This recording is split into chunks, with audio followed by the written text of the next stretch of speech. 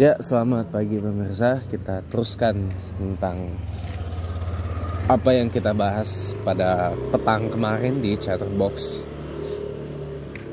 tentang yang namanya financial quotient atau kecerdasan keuangan gitu.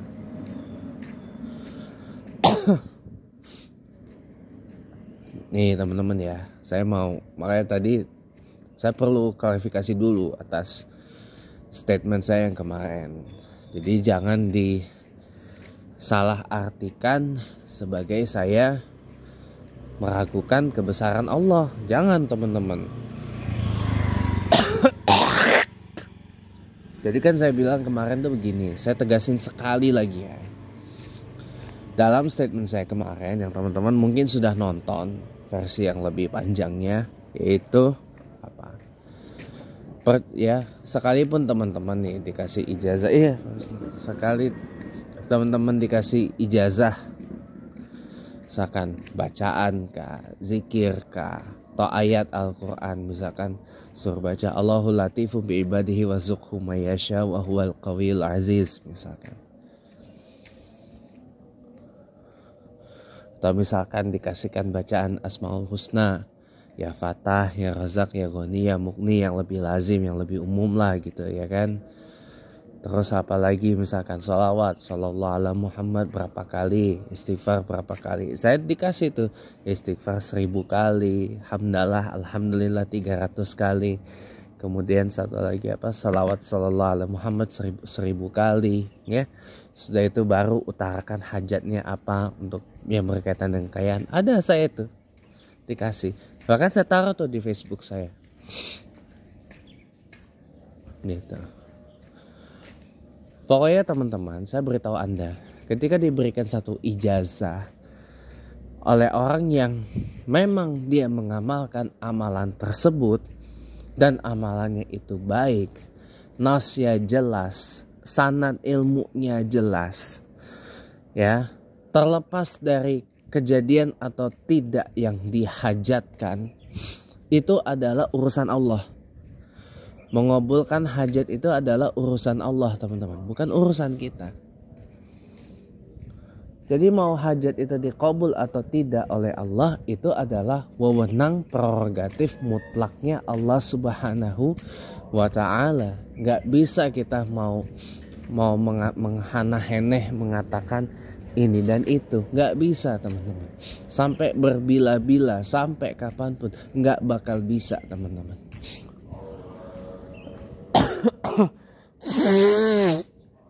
Nggak bakal bisa, saya beritahu aja. Yang penting apa? Yang penting kita sudah berusaha.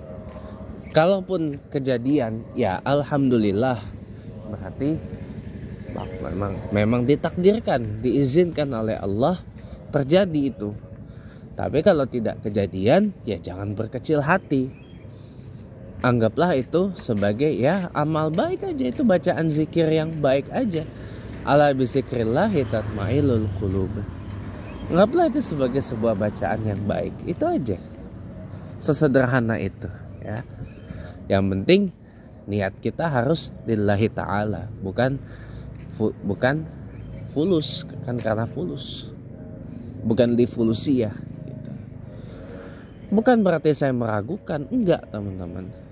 Gini loh, saya mau beritahu Anda ya terlepas Anda mau setuju atau enggak, silahkan ya. Saya bukan orang yang punya hak dan wewenang untuk memaksa Anda untuk sejalan dengan saya atau sepemikiran dengan saya, atau merubah opini atau pendapat, atau mengontrol pendapat Anda. Gak bisa teman-teman. Saya ini siapa gitu. Dan saya gak akan santet mati Anda kalau Anda gak setuju dengan saya. Silakan aja. Tapi begini teman-teman ya, terlepas mau setuju atau enggak, mau sepakat apa enggak, mau sejalan apa enggak, ya gini ya. Kenapa saya kemarin petang mengatakan hal yang demikian? Ya, gini teman-teman. Ada orang ketika meminta hajat kepada Allah Subhanahu wa taala memang langsung dikabulkan saat itu juga. Ada teman-teman. Itu saya nggak bantah. Ya. Tapi kalau mayoritas dari kita ini adalah bukan orang yang kategorinya itu.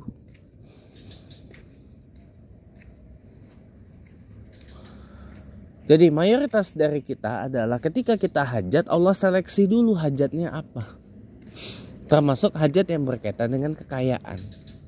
Nah, ini penting. Kayak kemarin saya bilang, percuma aja kita mau mengamalkan bacaan, mau istighfar, hamdalah, sholawat berkali-kali dan apa segala macam. Allah nggak bakal ngasih. Percuma gitu. Kalau kita nggak siap untuk itu.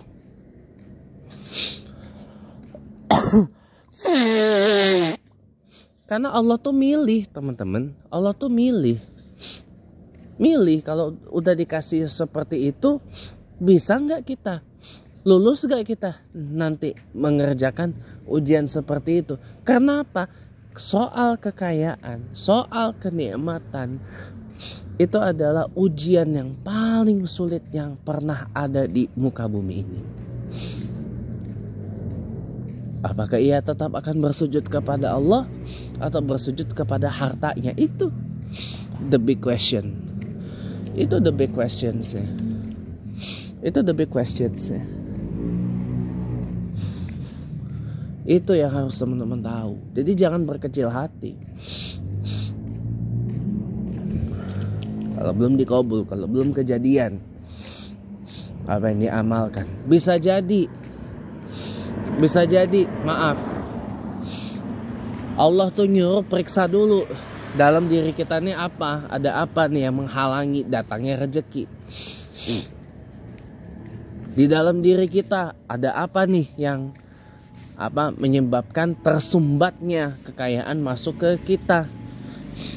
Sekalipun kita udah bangun pagi-pagi buta sekalipun, habis subuh gak tidur, atau habis subuh kita langsung berangkat kerja nggak tidur ya,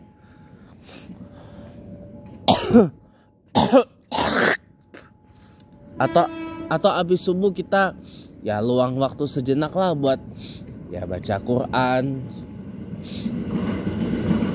buat apa gitu, dan apa yang disebut penghalang rezeki lain kita sudah potong itu semua. Tapi belum kejadian, bisa jadi ada yang menghalangi di dalam diri kita sendiri. Apa? Bisa jadi di dalam diri kita ini terdapat sesuatu yang gak cuma haram, tapi syubhat, samar-samar. Ada potensi untuk haram, tapi ada juga potensi buat halal. Nah ini hati-hati teman-teman. Kalau di dalam tubuh kita ada potensi syubhat, bersihkan dulu. Karena siapa tahu apa yang ada di dalam diri kita ini ada potensi syubhat. Ada potensi yang ada di dalam tubuh kita, yang ada dalam hidup kita bisa berpotensi haram, tapi juga ada yang bisa berpotensi halal. Jadi kita cek dulu. Nah, kalau kita kaitannya dengan financial quotient atau kecerdasan keuangan, Allah itu menyuruh kita ikhtiar dulu. Ya. Doa itu ibaratkan pintu masuk, teman-teman. Doa itu ibaratkan sebuah multivitamin, sebuah suplemen. Suplemen keimanan kita, suplemen ketakwaan kita, vitamin keimanan kita. Doa itu kewajiban. Memang. Ya. Sesudah ini misalkan dikasih ijazah apa macam-macam. Ada doanya, ada ijazah doa misalkan. Salah satunya yang dikasih ke saya, sesudah baca selawat sudah baca istighfar 1000 kali, hamdalah 300 kali, terus apa lagi? Selawat 1000 kali, sudah itu doa misalkan ya Allah, hamba minta uang 50 miliar cash misalkan. Ya kalau terkabul ya alhamdulillah. Ya kalau terkabul ya alhamdulillah gitu loh. Kalau misalkan kejadian ya alhamdulillah. Tapi kalau tidak kejadian ya jangan berkecil hati, ya jangan bersedih hati. Itu aja. Kalau tidak kejadian ya jangan bersedih hati, jangan berkecil hati, jangan bersedih hati gitu. Bentar ya. Ya, welcome back teman-teman. Sekarang simpan ucapan saya baik-baik ya. Ini adalah ucapan yang saya yakini terhadap diri saya sendiri ya. Kalau kita pengen mendapatkan kecerdasan kekayaan, financial quotient, supaya kita makin kaya ya, tidak ada cara lain selain kita belajar bagaimana cara memegang dan memakai uang. Ya, simpan aja dulu ucapan saya itu. Masalah setuju atau tidak itu urusan belakangan. Oke? Kenapa? Karena memakai uang, menggunakan uang, memegang uang itu ada ilmunya. Dan ilmu memegang uang, ilmu menggunakan uang itu tidak diajarkan di sekolah, di negara manapun. Tidak ada, teman-teman. Itu adalah sebuah life skill, keterampilan hidup. Ya.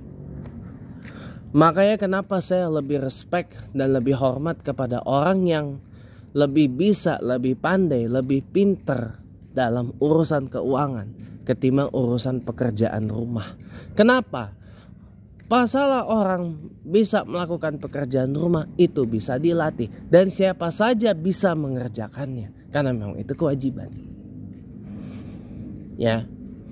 Tapi kalau masalah keuangan tidak semua orang bisa. Dan satu lagi, tidak semua orang mau belajar bagaimana cara memegang dan memakai uang. Makanya ini istimewa. Hanya orang-orang tertentu aja yang mau belajar bagaimana cara pegang dan pakai uang. Ya, hanya orang-orang tertentu aja. Siapa mereka? Orang-orang yang kepengen uangnya bekerja untuk dia. Bukan dia yang bekerja untuk mencari uang, tapi uang yang bekerja mencari dia. Ibaratnya bukan dia yang cari duit, tapi duit yang cari dia. Tidak semua orang mau itu. Ada orang yang hidupnya sudah nyaman ya begitu gini aja. Dengan pembenaran yang sudah kita bahas pada sore kemarin.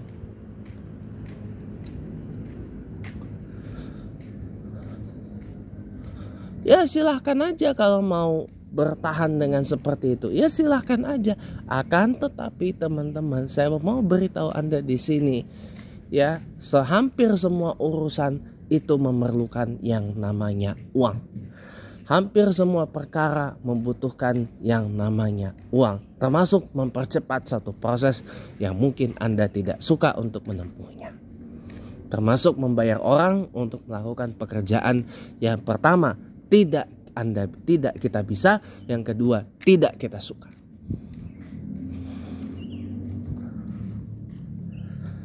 Itu jawabannya. Semua butuh uang.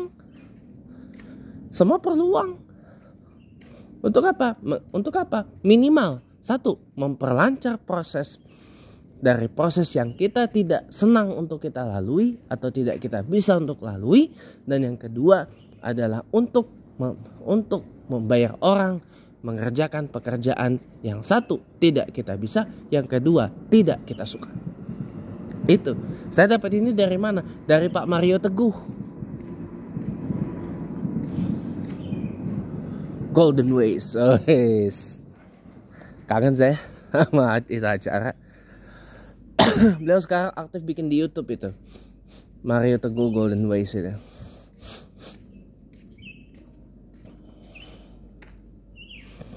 Nah kalau ada acara-acara seperti itu ditonton teman-teman.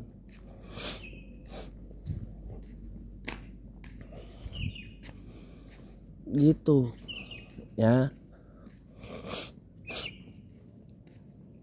Jadi kalau kayak gitu, insya Allah yang namanya blokir, yang namanya kita blokir diri terbuka.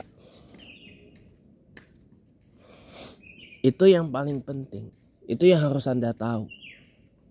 Ya. Kalau sudah begitu, Anda mau bagaimana? Masih mau membenarkan dengan pernyataan yang kita udah sampaikan pada kemarin petang atau bagaimana?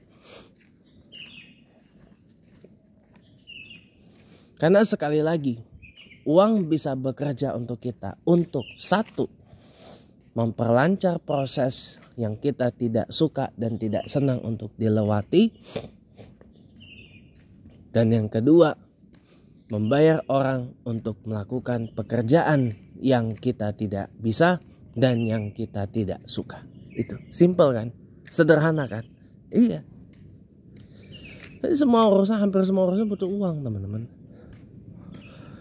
Jadi bagaimana cara, enggak cuma kita tahu dan belajar bagaimana cara dapatkan uang, cara mencari uang, tapi cara memegang dan memakai uang pun kita juga belajar. Caranya bagaimana, Pak? Saya makanya lebih appreciate orang yang menggunakan uangnya untuk investasi leher ke atas. Ya. Timba ilmu. Ya.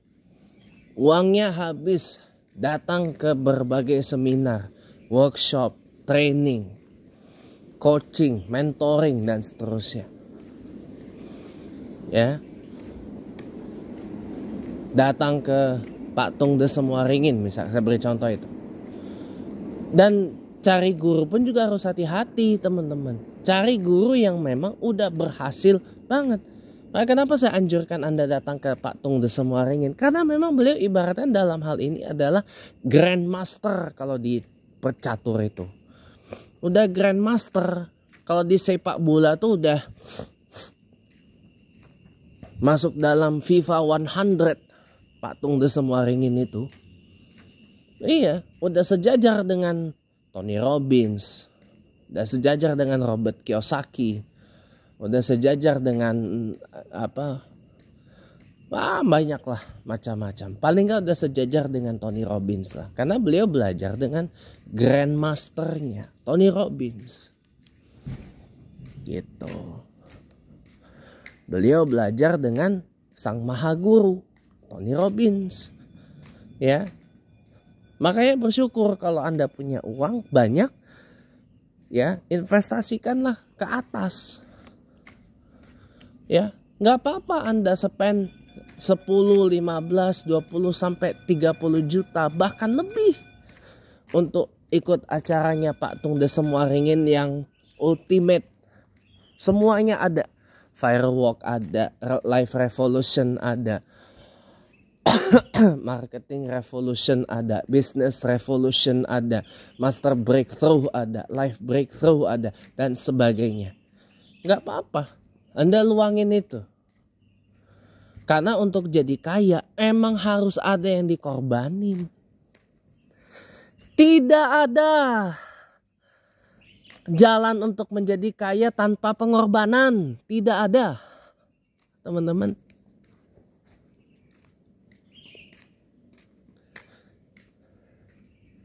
Itu yang harus saya beritahu. Makanya kenapa saya ngomong kenceng.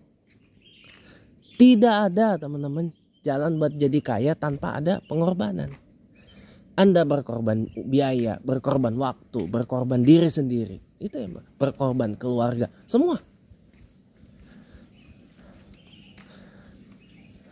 Itu yang harus teman-teman tahu. Ya. Catat itu baik-baik.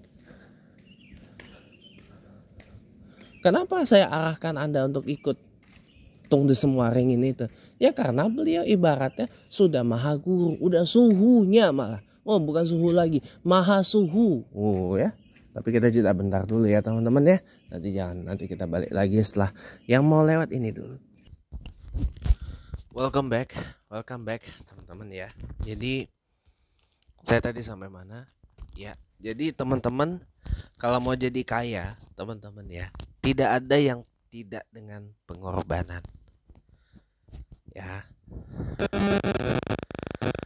kita investasi leher ke atas. Kita tuh maksudnya saya dan Anda ya para pemirsa ya. Kita kalau mau investasi ke leher ke atas ya, itu memang harus ada pengorbanan. Pengorbanan dana, tenaga, pikiran, waktu, keluarga, semua. Makanya kenapa patung The Semua Ring itu pasti akan ngomong, kamu bohong kalau kamu nggak ada duit buat ikut ini. Ya paling nggak ya kalau nggak ada ya kamu pinjam dulu ke siapa gitu. Ya mohon maaf aja.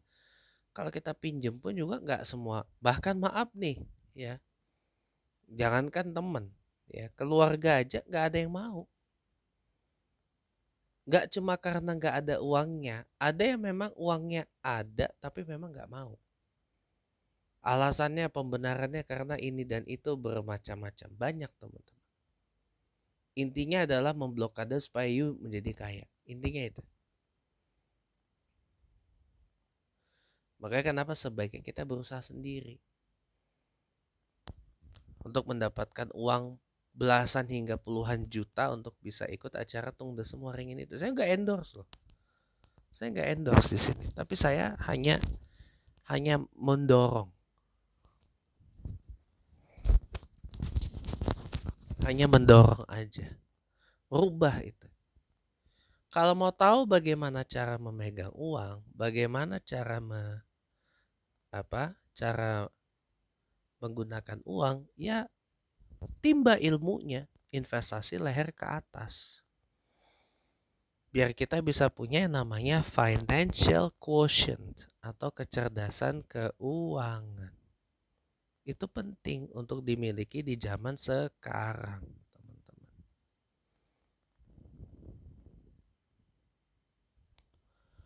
Jadi makanya teman-teman, para pemirsa yang baik ya,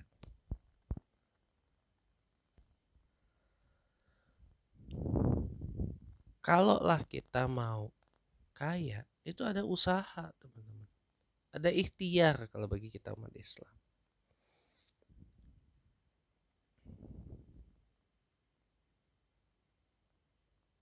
Itu yang harus teman-teman catat. Dan itu juga yang harus teman-teman ingat. Karena kalau nggak diingat ya repot. Ya nggak? Iya. Ngerti ya teman-teman ya. Jadi itu maksud pernyataan saya kemarin udah clear lah ya. Mudah-mudahan clear. Jadi kita kalau mau kaya, mbok ya usaha, ya mbok ya doa aja nggak cukup, tapi dibarengi dengan ikhtiar. Ya, dibarengi dengan ikhtiar, baru tawakal. Nah, coba ingat ini baik-baik teman-teman. Doa, ikhtiar, tawakal. Apa ikhtiar kita menuju kaya? Itu tadi, timba ilmunya, investasikan kita leher ke atas. Jangan uangnya pas-pasan, mau makan aja kudu batas-batasin ini dan itu, ya kan? Karena gajinya gak seberapa misalkan. Gajinya gak seberapa, tapi uangnya dihabisin buat hal-hal yang gak karu-karuan. Ini terjadi pada orang tua saya dan sebagian besar dari Anda barangkali para pemirsa. Ya. Tapi malah memuaskan leher ke bawah. Ya jangan. Karena malah kayak orang tua saya atau kayak sebagian besar dari kita yang menyaksikan tayangan ini. Percaya deh, kita investasi leher ke atas ya, membuka jalan buat kita mendapatkan sesuatu yang lebih bergengsi dari sekedar ngurus ikan koi atau ngurus tanaman. Anda akan ketemu dengan orang-orang yang hobinya beyond that, teman-teman. Anda akan ketemu dengan orang-orang yang memiliki hobi yang 100 kali lipat bergengsi daripada hanya sekedar ngurus ikan, ngurus kolam, ngurus tanaman. Anda akan ketemu dengan orang-orang yang mendidik anaknya bukan hanya lebih dari sekedar jago untuk mengerjakan pekerjaan rumah. Kalau Anda mau investasi layar ke atas, ini doktrin yang saya tanam pada diri saya sendiri.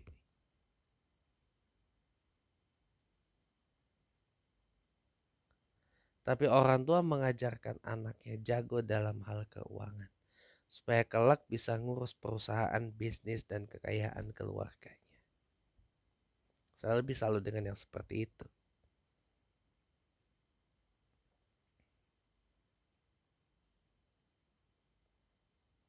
Saya lebih selalu dengan yang seperti itu. Ya. Yes. Bener gak? Bener dong. Jangan enggak. Ini teori ini sudah paten ini. Ya.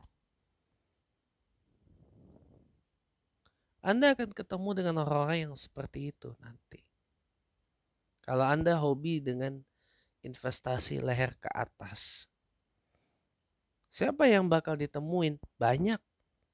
Lebih banyak mungkin adalah orang-orang yang uangnya lebih tebal dari saya.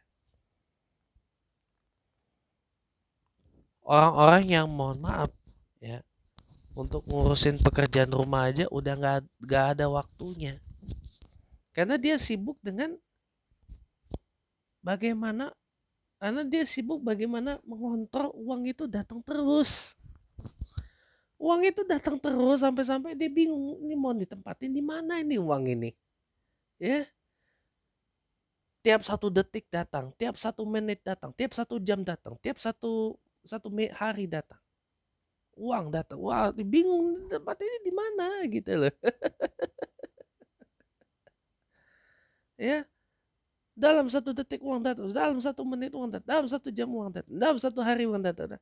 Tempatnya di mana ini? Ya.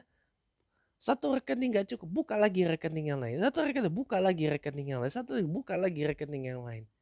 Ya, taruh di investasi. Investasi ini buka lagi investasi itu, buka lagi investasi itu, buka lagi investasi itu, buka lagi itu, macam-macam. Aduh. Itu Anda akan ketemu orang yang seperti itu kalau mau investasi leher ke atas. Anda akan ketemu dengan orang yang seperti itu.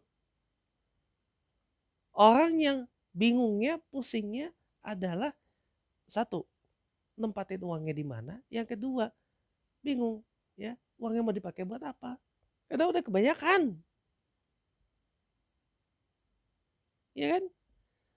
Mau uangnya dipakai buat lampiasin hobi, suka mobil mahal, udah. Terus apa lagi hobinya? Yacht, udah, misalkan.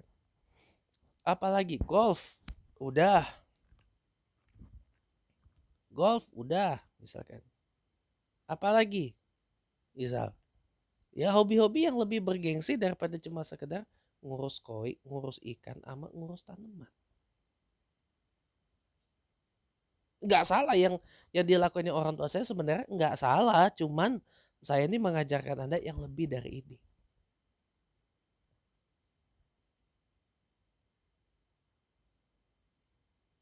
Ya enggak? Oh, traveling misalkan.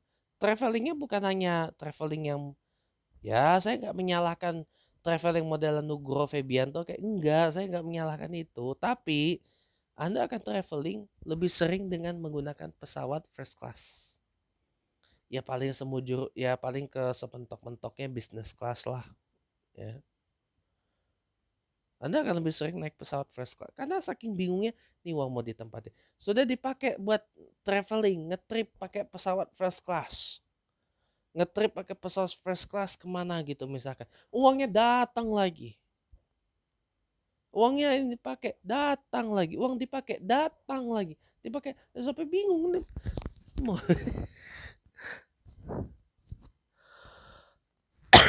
Bahkan ada satu orang sini, orang mana saya lupa ya.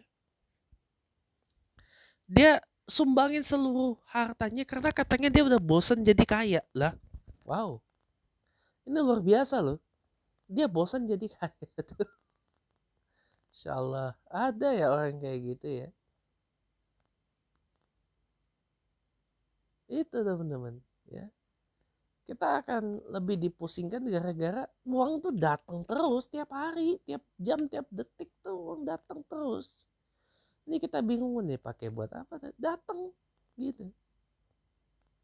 Cara biar begitu gimana? Investasikan layar Anda ke atas, teman-teman.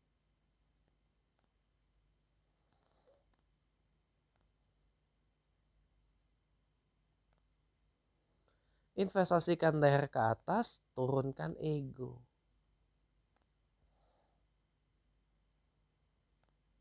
Investasi leher ke atas, turunkan nafsu.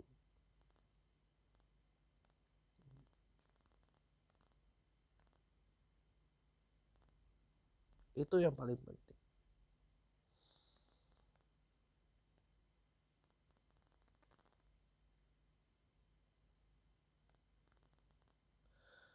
Ya, semoga ada manfaatnya. Kalaupun nanti akan ada lanjutannya lagi, insya Allah kita lanjutin. Tapi kalau ini dirasa udah cukup, ya sekian dan terima kasih teman-teman. Dimudahkan urusan Anda dan dimudahkan bahagia kita semua. Bye-bye.